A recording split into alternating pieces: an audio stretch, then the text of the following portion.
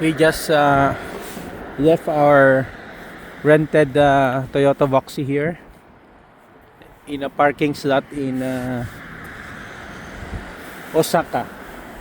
So recommended by the landlord. Paano makita ito, Anya? Yung rate? Yung katabi niya na Mercedes.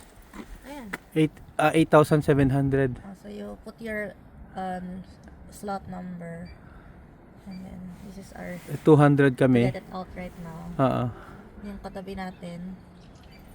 So, dito yung 87. yung number 3, Number 3. 8,700 yung iniwan kasi siguro somewhere. 500 lang. Ah. So, 24 24 hours. hours ang parking slot is mura lang siya, no? 500 yen for 24 hours.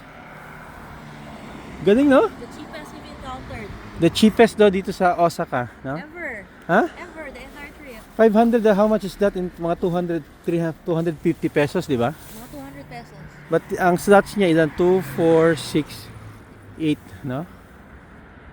Siguro, but this is the pinaka big time, no? 8,700 yung, bakit dito ay dyan? Ha? Hindi ko alam kung allowed dyan sa Fortune. Oo. So itong place na to, this is just walking distance sa Airbnb namin. Di ba dito yung Airbnb natin? Walking mga 250 meters. P-top, no? P-top, 24 hours. Galing, no? Na-tip. Everyone's biking here. For Osaka, 24. Yung isa, dito niya nilagay yung parking lang, oh.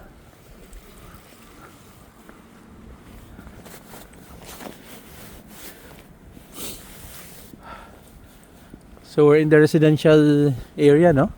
And everyone's biking. Tahimik, no? So many bikes. Area. Just in case may doubt ka dito, pwede dito muna i-parking, oh. 7-Eleven. May penalty kayo dyan? Wala naman, oh. Ha? Wala siguro.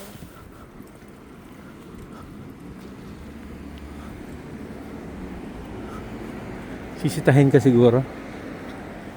Ayun o, ano pala yun o, auto shop o. Ay, nako. Punta tayo doon, sandali. Sige lang. Mga tires o, parang. Ibang auto shop. Di ba pag ganun lang tayo? Oo,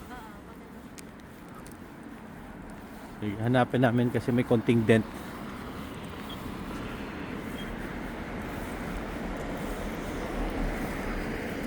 Toyota tire siya, oh. pinag-green. Okay. So yung kuha namin dito sa right side na area. Okay.